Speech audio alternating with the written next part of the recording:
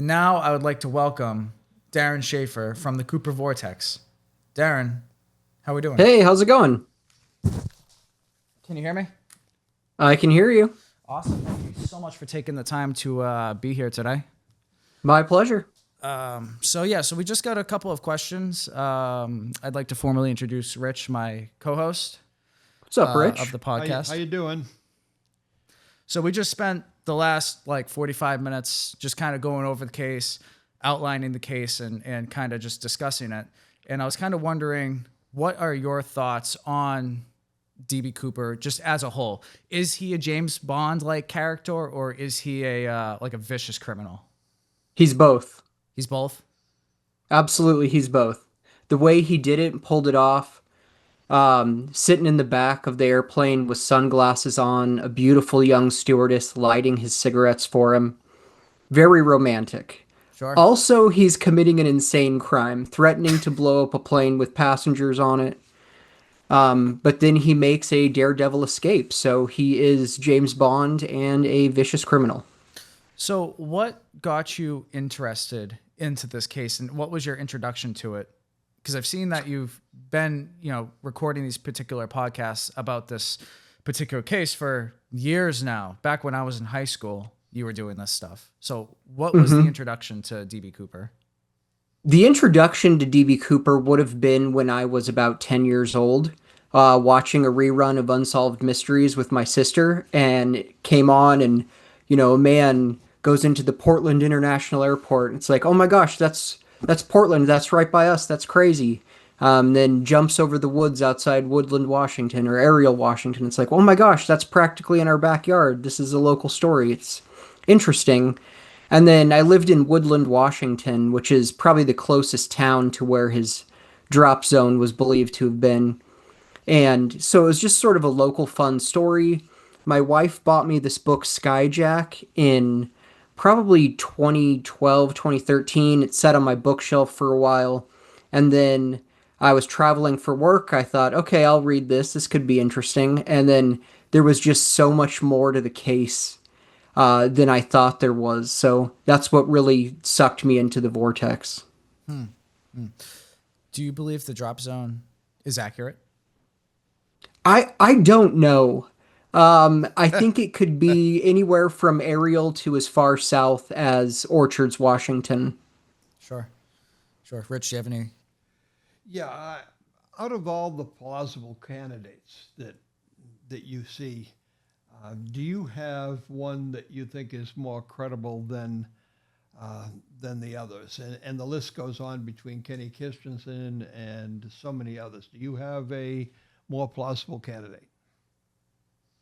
I think Ted Braden is a very interesting candidate. And then you have there's many that fit. It's one of the things that's so interesting about this case is you can find someone and it's like, okay, this guy has the skill set to do it. He has the skill set to plan this. But disproving a suspect is much harder than finding a person that fits the profile of DB Cooper. Yeah, I mean, if you look at the wanted poster, you're looking for a guy who's maybe 5'10" to 6 feet, sort of a olivey complexion. He had average looking build, and he drank, he smoked, he was most likely a veteran, and mid to late 40s. And mid to late 40s in 1971, I just described almost every male. exactly. So it's truly everyone. Yeah. Why did he wear a suit? Was it just something that he was comfortable in, or was it by design? And do you think he had a change of clothes underneath the suit? Was it something more to hide, or was it just what he was comfortable in and wanted to blend in? Well, you can look on YouTube at a video of the passengers getting off the plane or getting out of the airport, I should say, and they're all dressed very nice. If he would have worn jeans and a t-shirt, he would have stuck out a lot more. During that time period, people dressed nice to go on a plane. It was a big deal. Was he comfortable in that, or was that part of the disguise? I don't know. Right. What do you think of Richard McCoy? Richard McCoy is a very, very interesting person. I think his story is incredible. It needs to be made into a movie, but there's no way that he's DB Cooper. Tina Mucklow, who sat next to Cooper for hours, described him in his mid to late 40s. Richard McCoy, I believe, is like 28 at the time. So Tina's 22. Is she going to confuse someone a few years older than her for someone that could be her father? I definitely don't think so. McCoy also had an accent. He had ears that stuck out prominently. It's just there's nothing about McCoy that fits Cooper other than that he was a copycat. Right. You had brought up a really good theory with the CB radio. Do you want to discuss that? I was wondering, do you think that that Dan Cooper had an accomplice on the ground that he somehow could contact so they could get out of the area quickly? It's very probable. I truly have no idea if he had an accomplice or not, but I would lean more towards that he did not, just based on the fact that it's more people to keep the secret, and this really seems like a solo crime. One thing that doesn't get talked about a lot is, we know that he gets on the airplane in a suit with his briefcase. He also has what we refer to as the mystery bag, which could be a paper bag, it could be a canvas bag. We're not really sure, and we don't know what's in that.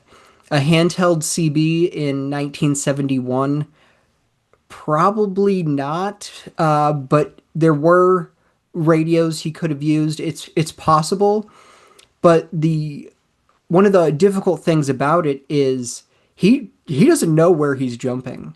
Right. He might have an idea, but he has no idea where he's going to land. So, what is the range of a handheld CB in 1971? You're also in terrain where that could be very difficult to reach someone over a distance. You're not jumping out over the plains of Nebraska. This is a pretty wooded area with lots of rolling hills. Sure. Road flares or TNT dynamite? I ask on my show every guest, is the bomb real? Yeah, that's And kind of where I got that from. Yeah. when I started this out, I thought for sure the bomb wasn't real. There's no need for it to be real. If I have you on a plane and I say I've got a bomb, no one's going to say prove it, Right. prove that it's real. It's when you say you have a bomb, okay, fine, you have a bomb.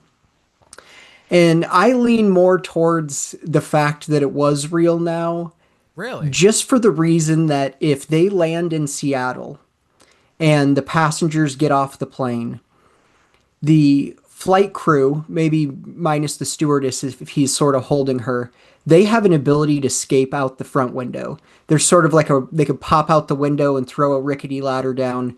They get off, he's stuck on the plane, and now the FBI is refusing to let him take off. He is as trapped as could be. It's pretty much an aluminum jail cell that he's in. So I think if that didn't go well for him, he could blow that bomb, destroy the plane, and kill himself.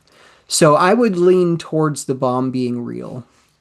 Now we talked about that and things possibly going south for him. Do you think he was packing a firearm? 1911, any type of handgun?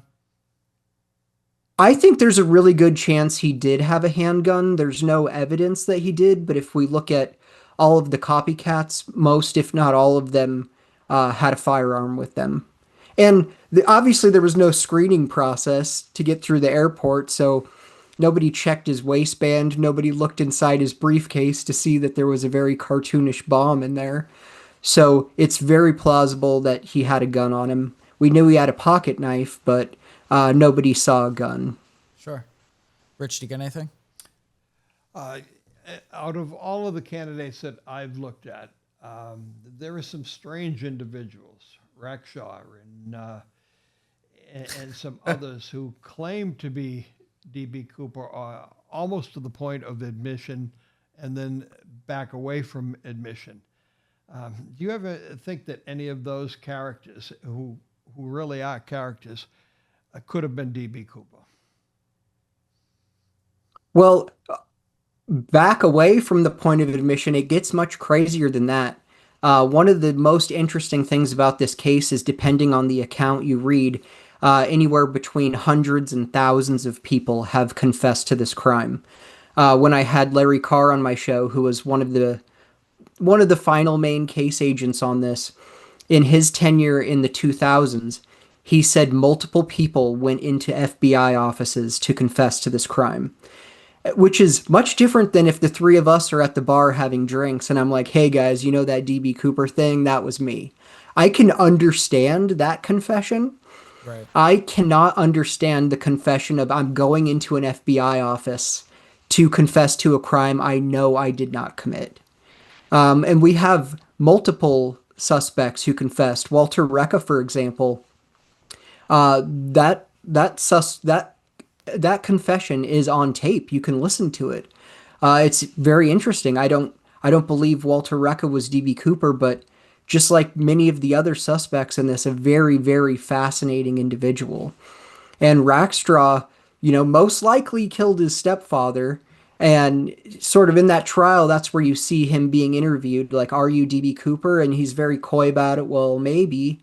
It's sort of a cool crime. I hate to say that, but it's He's James Bond. nobody got physically hurt in this. Yeah, he is James Bond. And so it's not like I'm telling you guys, hey, I'm the Atlanta child killer.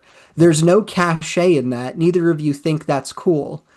But if I tell you I pulled off this daring heist and stole money from an airline, nobody has sympathy for the airlines. So it's it's cool. It's glamorous to confess to. It's why I think you have so many confessions in this. There's been a resurgence in popularity of this case over the past, I don't know, 10 years or so. What do you think about that? Why is it becoming more popular? I take full credit for that. Uh, no, just kidding. I think one of the main reasons the popularity has increased is because of this sort of true crime genre that's popped up. This is a case where you can research it and enjoy it. There's not a lot of guilt you have to have. You're not reading about some murder or some rape or something horrible like that. You're reading about this crime where he stole from an airline and no one was physically hurt. There's definitely some mental anguish and some trauma from this. But Tina Mucklow has very interestingly said that she's more bothered by the people that harass her about this case than she was by the hijacking itself. Sure. Speaking of Tina Mucklow, do you think the money at Tina Bar has anything to do with Tina's first name? That's very interesting, and where the money is found is completely insane because it's It's 15 upstream. miles, 20 miles west of the flight path. The wind would have carried it east instead of west. And if you're looking at waterways, it doesn't really make sense that it would wash up there. It's truly unexplainable how the money got there. And the fact that it was on a place called Tina Bar is an interesting coincidence. Sure. But the money, I mean, we could talk about that for hours. I've had many guests on my show that, believe that if we were sitting with DB Cooper right now and asked him how the money got to Tina Bar, there's a good chance he would say, I have no idea. Rich, you got anything? Yes, we've seen. I've watched a lot of the presentations on YouTube, and there seems to be a general theme of trying to put the dots together and connect the dots and come up with a candidate. The one with Kenny Christensen, and there was talk that Kenny had $180,000 in a bank account, and they attribute that it must have been the money that he got while he was hijacking. Did they ever get any other money found anywhere in the world or the United States that was part of that $200,000 other than the money that was found on the shore of the Columbia River? Has any others ever come up? No, no money has ever surfaced outside of Tina Bar. And then Kenny Christensen, that's interesting. He got a lot of attention in the early 2000s. And sort of my entrance into this case was Kenny Christensen. And it's like, oh, Kenny Christensen was Cooper. And then got on the forums, and all these online sleuths had dug into his financial records and could pretty much account for all the money that he had. And there's many other things that eliminate Kenny Christensen from being DB Cooper, but it one thing that I'm very easy to forgive people on in this case is people will watch one documentary or read one book, and then sort of get on the Reddit group or one of the Facebook groups or one of the DB Cooper forums, and it's like, well, obviously it's Richard McCoy, obviously it's Kenny Christensen, and it's like, well, no, you read that account where they're pitching McCoy as Cooper and they left out all of this information. Or, you came in as a Kenny Christensen believer, but here's the information that proves it wasn't him. So there's a lot of that in this. There's many different avenues to enter this, and if you come in from one documentary or one book that is pitching a suspect, then they're not going to go into all the reasons why it's not him. Right. How did he get to the airport? We have no idea. The FBI interviewed bus drivers, taxi cab drivers, people who were in and around the gates at that time, and there's truly no evidence of how he got to the airport that morning. There were no cameras at the Portland International Airport, so one of the most interesting things about this case is that he just shows up and he disappears. There's no story of him before buying his ticket, and there's no story of him after jumping out of the plane. Sure. Now, obviously, it's going to take a descendant or a family member or a friend to provide either a parachute, bills, plane ticket, or notes. What do you see happening first, or do you never see this case getting solved? I don't know. Is he the kind of guy that would hold on to that stuff? He I asked don't for think his so. notes back on the plane, and it really seems like he kept his mouth shut. It's tough.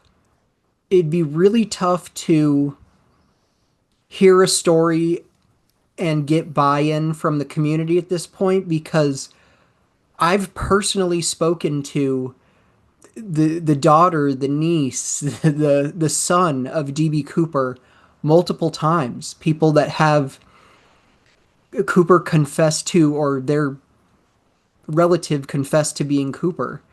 And you just would need an incredible story with some evidence to get buy-in. And I'm unsure if he was the guy that kept souvenirs of this hijacking. Right. Right. If the money was spent, was it spent outside of the United States or inside? Well, I had a numismatist on my show, which it's okay if you don't know what that means, because I didn't know before talking I to don't him. know. It's I have no idea. You got me. a numismatist is a combination of a historian and collector of currency. And I had Arthur Friedberg on my show. He wrote a book called U.S. Paper Currency. He's testified before like the Senate Banking Committee. If you're a collector of currency, you'd know the Friedberg system to identify bills, which his family created. He is the guy to talk about currency in the United States. And I asked him that, like, if the money was never found, is it possible that it was spent outside of the United States? And he was very confident that it wasn't, because that money eventually circulates back to the United States. If you go to Mexico, or if you go to Brazil or someplace and they're willing to let you use U.S. currency, it comes back to us. Otherwise, it's really of no value. So I also asked him, like, what are the odds that you're going to have at least 9,000 bills enter circulation and not a single one of those bills ever came up in some sort of flag transaction? If I sell you my car for $12,000, and pay in cash, and then you go to the bank with that $12,000, or I go to the bank with that $12,000, they're going to sort of take a peek at that money since it's a flagged transaction. It's a large sum of cash. And Arthur Friedberg believed that the odds that that many bills enter circulation and not a single one is ever found, he said it was statistically impossible in his mind.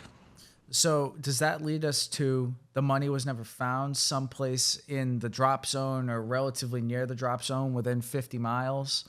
Or does that lead to the money was never spent and it's in a briefcase somewhere in someone's attic that they just don't know about it? It would lead me to believe the money was never spent. I would think if in the area he landed, those woods or those fields, I mean, there's going to be traffic. There's people hunting, there's people hiking, there's a lot of logging activity. If there was a bag with $200,000 in it, it would have been found probably pretty quick. Also, you have to know that this story got, national attention and was a very, very big story in that area. So me and my buddies in 1971, we're going to go and walk through the woods and look for DB Cooper's money. And this would have gone on for years. Sure. Rich, you got anything? No, that's it. I have mine. Where did the parachute go? Do you think the parachute was just destroyed? Do you think it's the money, and the parachute are still tangled up in a tree somewhere, covered up by leaves and other shrubs? Or do you think it was just into the water, dragged out to sea by a ocean liner somewhere? I think he survived the jump. There's equal evidence that he survived the jump and died in the jump, in that there's no evidence either way. But all of the copycats survived their jump, some with conditions worse than Cooper. What he did with the parachute, in my mind, he probably would have dug a small hole and buried it there, put it under some leaves or something. In that environment in the Pacific Northwest, it would pretty much rot and disappear real quick. Sure. You might have some buckles and some metal pieces of the parachute that lasted, but more than likely it would probably just dissolve. Right. And do you think this case will ever get solved? I'm less and less hopeful that it will ever be solved. It just seems like so much time has passed. I mean, it's going to be 54 years this November. And how much farther are we in the investigation now than we were on November 25th, 1971? Sure. I don't know that we're much farther at all. What's it going to take? Do you have anything in particular that you think it's going to take to solve this case besides parachute, money, or letters? It really would take physical evidence, even if you had the greatest suspect with buy-in from the family and a story from the family. We have those already. So it really needs to be an amazing person, an amazing story, and some sort of physical evidence to get mass buy-in that this is it. This is solved. This is the guy. Sure. Darren, where can people find your show, and what's it called? The show is the Cooper Vortex. Wherever you listen to your podcasts, check it out. Awesome. I appreciate you coming on the show today. Thank you so much for stopping by and taking the time out of your day to come on and talk with us and answer some questions. Yeah, my pleasure. Anytime, guys. Have a good one. Thank you so much. Thank you. Oh, and actually, CooperCon. I forgot to mention CooperCon 2025, right? It's yes, going on. CooperCon. I forget the date. Definitely come out. I forgot the date also. I'm so ashamed. And you are hosting it and on the panel that's leading the discussion for this particular event. Am I right? Yes, I'm emceeing this. It'll be my third time emceeing it, and I spoke at one of them. It's Friday, November 14th through Sunday, November 16th at the Higgins Theater in Vancouver, Washington. Really good time. There's going to be some pretty incredible guests. Martin McNally, one of the copycats, is going to be there. Authors of many of the books on Cooper, all the people that are arguing online. Ryan Burns, who does the DB Cooper Sleuth YouTube channel. It'll be a really good time. I always have a blast every year. It's very like collegiate. Here are all these presentations and this evidence and where it leads us, and here's what to think, and here's the story. But one of my favorite things about it is just getting together like for beers after the event and just sitting with other people and talking Cooper. Sure. Awesome. Well, Sounds like a fun time. I know. I might have to fly out. But yeah, hopefully we can get this out and maybe someone can scan their $20 bill and solve this case. If you're watching and you do find a $20 bill that's attributed to this case, call me first. I'll fly you out here. We're gonna showcase it. But all right, Darren, thank you so much for stopping by today, and maybe I'll see you at CooperCon. Hell yeah! Thanks for having me on, guys. Okay, thank you. Thank you. So, Rich, what do you think?